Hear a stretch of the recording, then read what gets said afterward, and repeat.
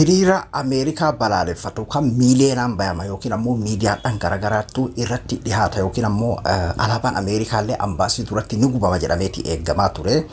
Akka yaadame san hin taamne walumaa galatti lolli Ameerikaa fi Itoophiyaa gidduutti deemaa jiru maalirra gahee jira?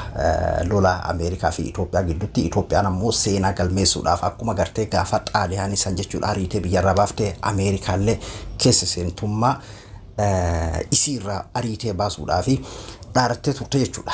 Mee waa'ee kanaa waliin ilaalla. Lolli Ameerikaa fi Itoophiyaa gidduutti deemu jiru maalirra gahee kan jedhu waliin ilaalla. Haga dhumaatitti na waliin tura.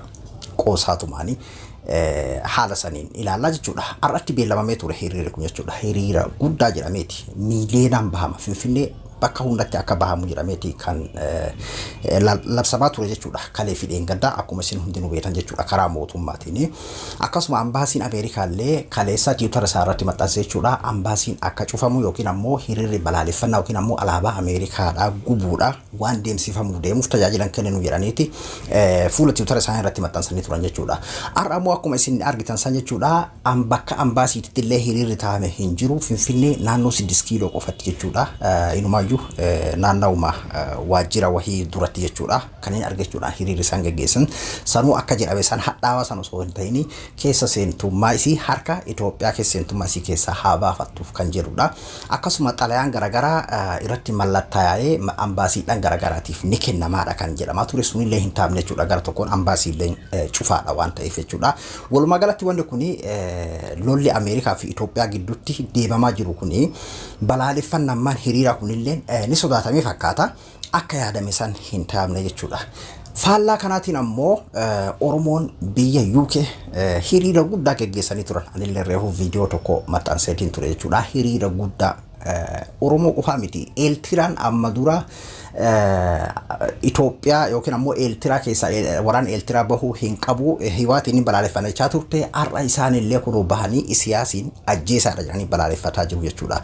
Waan nama ajaa'ibsiisu muka jigee qottootutti heddummaata akkuma jedhame san ayyaanni biltsiginnaa hin taane jechuudha.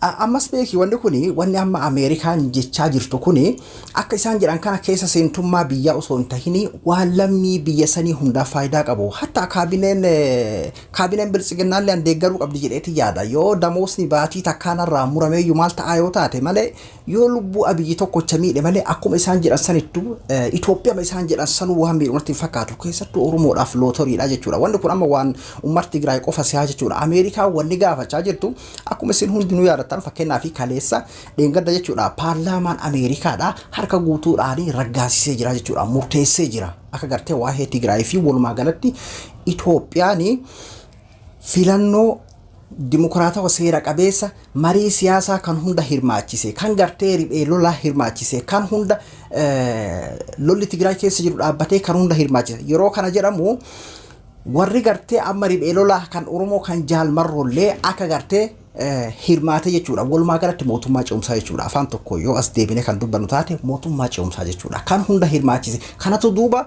kuni nugusummaadhaaf hin ta'uuf jechuudha. Waa lamaaf hin taaneef abiyyiif. Takka waa'ee Tigraay fi waan amma dura hojjetan jumlaa cafcafaa saniin itti gaafatama kan jedhudha.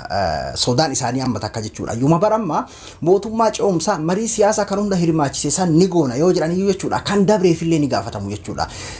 San qofaa miti nugusummaan labsame kan haati himteef sun hin jiru jechuudha. Ganaa ajaa'ibummaa Itoophiyaa Ameerikaatii fi addunyaatiin dimokiraasii dhugaa saniini ummanni abbaa barbaade akka filatu mootummaa ce'umsaa jechuudha. Walumaa galatti Joowar kan itti hidhameef maalinni kanaaf Haacaaluun kan itti wareegameef maaliif kanaaf Daawud Ibsaa kan har'aan tana ugguramee mana isaatiitti nama tokkoon akka waliin agarre ta'ameef kanaaf jechuudha.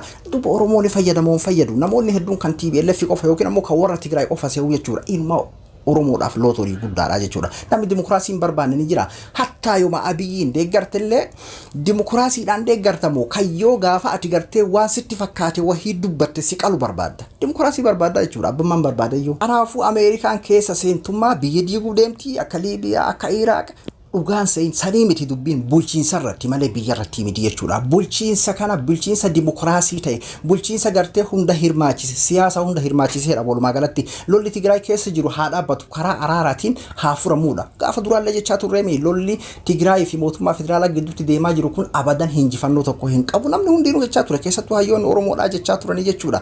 Kanaafuu ammallee wanni jedhamaa jiru sanuma marii siyaasaa hunda hirmaachise haa godhamuudha.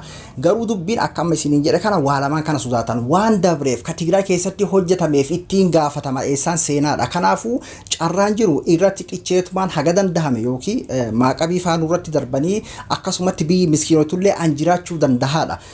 Kanaafuu Oromoon fayyadamuun fayyadure ilmaayyuu Tigraay caala Oromiyaa fayyadaa jechuudha. Amma bakki itti beeki dubbiin hadhaan deemu jettu bakki itti karoorfatanii jiran amma Tigraay hin caalalle jechuudha. Tigraay beeki amma namni tokkollee yoo du'e amma dhokachuu hin danda'amu jechuudha. Dubbiin addunyaan saatalaayitiidhaa fi basaasaa isaaniitiin achirratti ijaarama jabaa gootee hordofaa jirti jechuudha. Amma Oromiyaadhaa jechuudha kan zabanyaan qabne kan akka barbaadan nama godhaa jiran.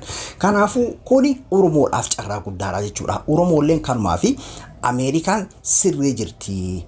Amerikaan sentee mirga dhala namaatiif dubbachuu qabdi. Oromoonis hiriira deeggarsaarra addunyaa guutuuratti bahamuuf deemaa jira. Meetii jira kun waan bareedaadha jechuudha. Amma kana jechuun beeki Abiyyiin jaalachuuf jibbu osoo hin ta'in dimokiraasii namni jibbu hin jiru jechuudha.